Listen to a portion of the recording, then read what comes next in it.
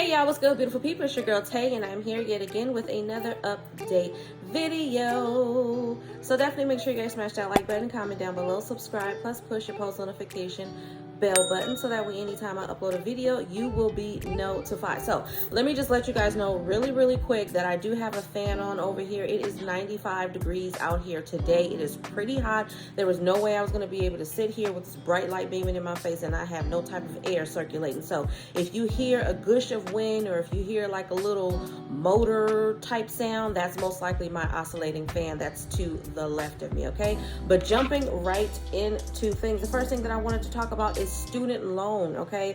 The White House is expected to extend the student loan pause through August, okay? This was presented yesterday by the Associated Press. It says Secretary of Education Michael Cardona speaks during a visit from Lady Jill Biden to Bergen Community College in Paramus, New Jersey. The Biden administration plans to freeze federal student loan payments through August 31st. If you weren't aware, they did extend it several times actually, but it was supposed to end at the end of April, meaning people were going to have to start making their payments again starting at the beginning of May, but they're going to extend it now to the end of August, okay? It says extending a moratorium that has allowed millions of Americans to postpone payments during the pandemic, according to an administration official familiar with the White House's decision making. Student loan payments were scheduled to resume May 1st, like I said, after being halted since early in the pandemic. But following calls from the Democrats in Congress, the White House plans to give borrowers additional time to prepare for payment. The action applies to more than 43 million Americans who owe a combined $1.6 trillion in student debt held by the federal government, according to the latest data from the Education Department, and I am a part of that. Okay, you guys know I just recently graduated last year. At the beginning of last year, I just got my bachelor's degree. So, of course, that came with debt, all right? So any extension to this is greatly appreciated. That includes more than okay. I said that part already. Borrowers will not be asked to make payments until after August the 31st, and interest rates are expected to remain at 0% during that period. The extension was first reported Tuesday by Bloomberg. Democrats on education panels in the House and Senate recently urged President Joe Biden to extend the moratorium through the end of the year, citing continued economic upheaval. I don't know why I said upcoming. Senator Patty Murray said more time is needed to help Americans prepare for repayment and to rethink the government's existing system for repaying student debt. It is ruining lives and holding people back, she said in a statement last month. Borrowers are struggling with rising costs, struggling to get their feet back under them after public health and economic crises, and struggling with the broken student loan system. And all this is felt especially hard by borrowers of color. I don't know how I feel about that statement. I don't know how I feel about that statement. I mean, yeah, I don't know how I feel about that statement. But anyways, I guess that's good news nonetheless, okay? I'm not going to dig into that even further. I'm happy that they are extending it. I also know that they're talking about, or they're trying to push Biden into canceling student debt for more than just disabled Americans, okay? And I think that is good. Maybe not cancel. I know they were trying originally to try to get him to cancel about $50,000 and not just have it be for a specific type of people. They've canceled so much student loan debt, but it was for people who are disabled, people who are going to schools that had falsified documents in order to receive funding, but it wasn't a blanket cancellation for everybody. So that's what they're pushing for. Now, this came out. We're gonna see what Nancy Pelosi is talking about. This actually came out quite a few days ago. It says after gas prices in the United States spiked to record highs this month, House Speaker Nancy Pelosi said a refund might be on the way, okay? During a Thursday press conference, and this is Thursday's back, okay? We talking about at the end of March, just so y'all know. During a Thursday press conference, the idea of giving Americans rebate cards or a direct payment was brought up, to which Pelosi said those are things that are being considered. But Pelosi rejected the idea of a gas tax holiday, saying there would not be a way to guarantee the gas and oil companies would follow through on providing savings. I agree. The potential strategy is one of several the U.S. is implementing to combat high gas prices, with the price of gas hitting a record high earlier last month before starting to slowly decline. I don't see it declining. Y'all let me know if you see it. Comment down below if gas is declining where you are, because it's definitely not declining where I am. Though the prices have stopped trending upwards, no, they haven't. Gas Buddy reported the national average gas price per gallon is remaining steady at an elevated number, 62.4 cents higher than the last month and $1.38 higher than this time last year. To deal with the spike, the Biden administration announced it would release about 1 million oil barrels. I did tell you guys about that in a different video per day from the Strategic Petroleum Reserve for the next 6 months. Other countries are expected to follow suit soon. Some individual states and cities are also trying to create their own solutions. In California, Governor Gavin Newsom proposed giving registered vehicle owners $400. We talked about that. And in Chicago, Mayor Lori Lightfoot announced free gas and public transit cards would be distributed using a lottery system. The spike in gas prices is largely a result of Russia's invasion of Ukraine. Okay, so we're not going to get into all of that. We know that there's a possibility that some of that could be affecting it, but that's not the whole reason why gas prices are spiking. Okay, so moving on from that, Nancy Pelosi ain't talking about too much, to be perfectly honest. There's a lot more going on that they're not letting us know about, and I'm going to get into that right now. So Dr. Fauci, if you guys don't know, he's a doctor that's pretty much overseeing everything as it pertains to being prepared for the pandemic, the spikes, when everything starts to level out, you know, blasey. Dr. Fauci says Americans should be prepared for more restrictions. Now, this actually came out on The Outsider on the 29th of March. For the first time in 2 years, it seems we finally have a chance at a summer with fewer pandemic restrictions. However, on Sunday, Dr. Anthony Fauci warns not to be too optimistic. The White House chief medical advisor, that's his position, the White House chief medical advisor cautioned that there may be a reinstatement of previous restrictions across the country. And then it goes on to say what you need to know. Dr. Fauci, of course, foresees future restrictions. Restrictions are in response to a BA.2 Omicron subvariant. BA.2 is more transmissible and is responsible for 54.9% of global cases. So if you didn't know, yep, there is another variant going on. There's a lot of variants that are going on, truth be told, okay? I'm seeing little, you know what I'm saying, little crumbs, breadcrumbs here and there about these different variants being released slowly but surely, but there's quite a few different variants. I think I spoke about the one that was the flu and the virus mixed together. They call it the Flurona or something like that. And then they have this one, which is a subvariant of the Omicron, which is more transmissible. Be careful. You know, I'm still wearing my mask. I know that in a lot of places they have lifted the mask mandates, but I still wear my mask. People still be looking at me crazy. I don't care. Makeup be messed up and all, but I would rather be protected and walk around looking like the Joker than to be unprotected and then be sick in the hospital, okay, looking completely different. So with that being said, I highly suggest that you guys do the same thing. I just, you know, there's nothing wrong with being safe. There's nothing wrong with protecting yourself and protecting your family. It's not going to hurt anything. What's the worst that can happen? Nothing. The worst that can happen is you walk around, people looking at you crazy, but at the end of the day, you're protected as much as you possibly can be, all right? During the interview on the BBC, a presenter inquired whether future variants of the virus could cause another round of lockdowns, but Fauci seemed hesitant to offer a concrete yes or no because he doesn't know. And they've said things were back to normal several times, yet several times, in all of those times, a variant has been created. A variant has popped up on the radar. People in certain states are unfortunately, I want to say, being affected by these variants a lot sooner than others. I've seen numbers rising in LA County.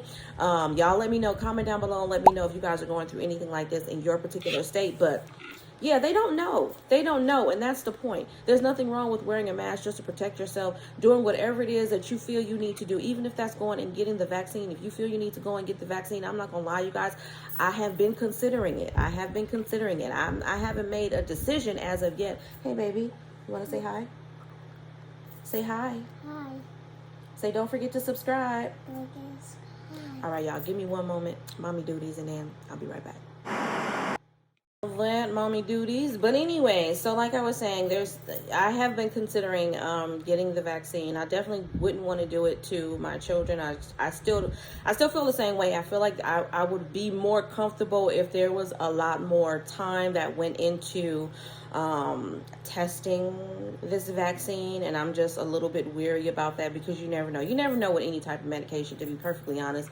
That's with anything, and that's why I feel that way. You know what I mean? I've told you guys before, I've taken medication, new medication that was prescribed by my doctor and had adverse reactions to it. So any type of medication, especially ones that I know that have not had the amount of time that I feel it should have in terms of testing it to see if it's safe and all of that, and to make sure that there's the lowest possible scenario of people having adverse reactions, just kind of make me nervous. But I am seriously considering it still, because there's no way that we can all just kind of live in our own personal glass bubbles for the rest of our lives. So eventually you're going to have to go outside if you're not already. And some people just acted like the pandemic didn't happen.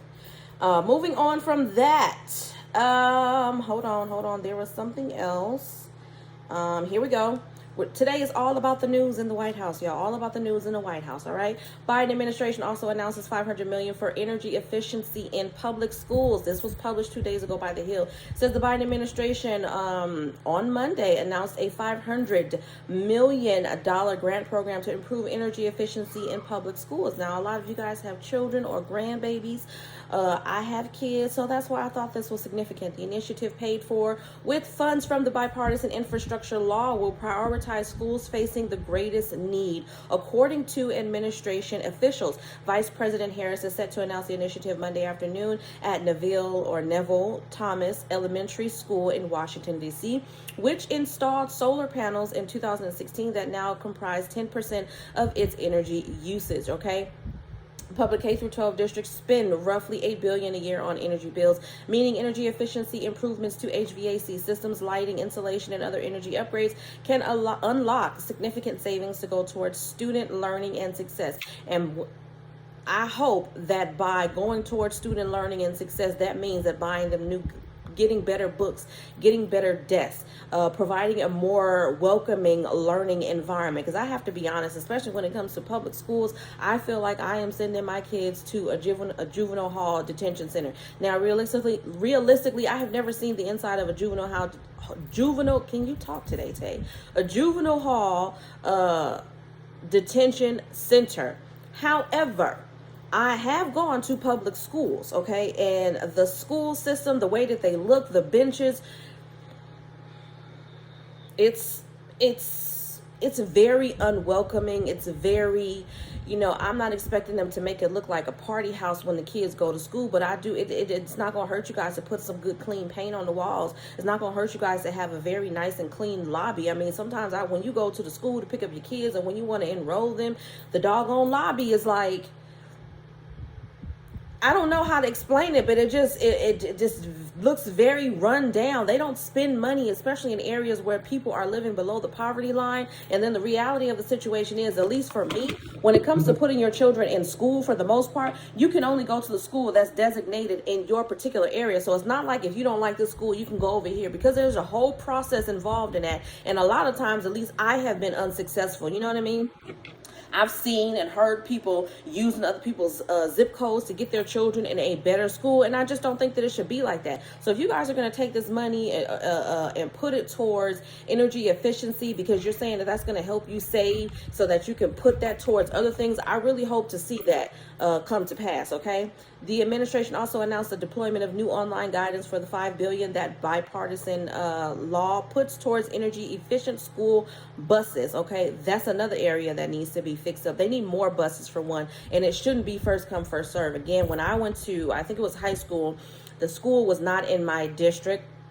And I can't even remember how I got into that school. I think my grandmother knew somebody that knew somebody that knew somebody, or something like that. But anyways, the school that I went to, because I had enrolled in it, that particular school year had already started, I wasn't able to get on the list for a school bus. So I ended up actually having to take the regular public bus to get to school every day. And that was that was a bit much. When I finally did get on the school buses are just really, really uncomfortable. They're dirty. Like, y'all need to do better. You just really need to do better. Okay. I hope that they put this money where they're saying it's supposed to go. But you know that us as parents, we have a different idea and agenda as to where we think money should go as it pertains to schools and our children's education versus the government. Let's just keep it real. The senior official noted that under the status quo, students are frequently exposed to diesel exhaust from idling buses. This is true. Studies have shown that poor air quality inside classrooms takes a toll on student concentration and performance. Exactly. And diesel exhaust exposure is linked to increased school absences. All of this, I'm glad that they're talking about it because it's important. Reducing pollution will provide better health and educational outcomes, particularly in low-income communities and communities of color that face underinvestment and high pollution, the official said. All of that is great. The announcement comes against the backdrop of Biden's administration's broader goal of cutting U.S. greenhouse gas emissions in half by the year 2030. In an executive order in late 2021, Biden called for the federal government to achieve carbon neutrality by, I hope I said that right, neutrality, I want to say it's neutrality, by 2050. With the more ambitious Build Back Better package stalled in Senate executive orders, and funds from the bipartisan infrastructure law are seen as some of the White House best chances to implement major environmental agenda items, particularly if Democrats lose control of the Congress in the 2022 midterm elections. Okay, so if we got the right to vote in these elections, I'm going to highly encourage all of y'all to pay more close attention to the people that you guys are putting in office in your state,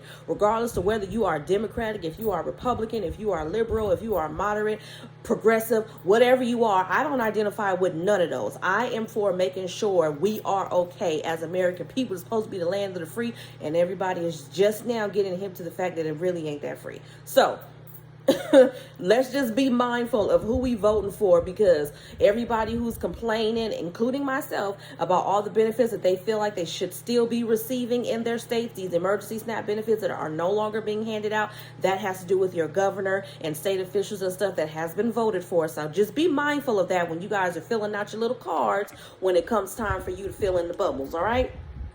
Moving on from that, we're going to end off on that note because I think we covered quite a bit today. I do want to just quickly check what's going on with the emergency SNAP maximum benefits. Now, I'm not going to go over the payout dates today at all. I didn't get a chance to write them down, and I'm not going to do you guys like that and have you sitting here while I look through everything. But I will tell you the names of the states that have been approved as of today, which, by the way, happy Wednesday, you guys. Happy hump day. It's the middle of the week. I am so happy.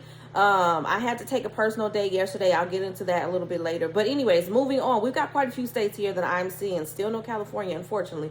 But as of today, which is Wednesday, April the 6th, we have for emergency SNAP maximum benefits for the month of April, we have Alabama, Arizona, Colorado, Delaware, DC, Georgia, Guam, Hawaii, Illinois, Indiana, Kentucky, Louisiana, Maine, Maryland, Michigan, New Hampshire, New Jersey, New Mexico, New York, North Carolina, Ohio, Oregon, Oklahoma, Pennsylvania, Rhode Island, South Carolina, Texas, Utah, Vermont, Virginia, Washington, West Virginia, Wisconsin, and Wyoming. All right, you guys, that is absolutely all that I have for you guys in today's video. I hope this information was in some way helpful or useful to you in the least little bit. Don't forget to smash that like button if you haven't already, because it really does help to let YouTube know that you like what I'm doing and you want me to stick around. Before I end out this video, though, I did want to say thank you. I really, truly appreciate all of the get well wishes that you guys sent me. I just needed to take a personal day. I had to go to the doctor. It was something that I've been putting off for a very long time because I don't like needles. But I needed to go and give some blood, and you know, it's physicals. I like to get our physicals, everybody's physicals, my children's and myself. We need to do our physicals. You know, everybody, men. If there's any men watching me on this channel, y'all need to get your physicals too. But this is the time of year where I generally go and get my physical done. And I don't like needles. I'm terrified of needles. I'm not gonna lie. I don't have not a tattoo on my body. And I always joke and say that if my mother didn't get my ears pierced when I was a baby, I probably would be walking around with clip-ons right now because I just don't like needles. But I needed to go and take care of some things so that when I go to my visit this week to speak with my doctor, we can make sure that all the medication that I'm currently taking, because I do have some, you know, medical situations that I need to keep in check, make sure that everything is just doing good, doing what it's supposed to do. So I do appreciate you guys. I just needed to take that day and just kind of relax and not be worried about, you know what I mean, work. As always, you guys, I'm gonna say today, leave a yellow heart. I'm feeling bright and sunny today, so drop a yellow heart down below in the comment section if you guys made it all the way to the end of the video. Again, I want to say I truly appreciate you guys. Don't forget to check out the description box because I do have some discount codes down there for some of my makeup brands because you guys have been commenting on my makeup. So check down below for that, as well as some other discount codes and things of that nature. So I'm going to end this video right here, and I'm going to say, remember to live, love, and elevate, you guys, because that's all we can do in this life and in the next. And I will definitely see you guys in my next video. Peace, y'all. Bye.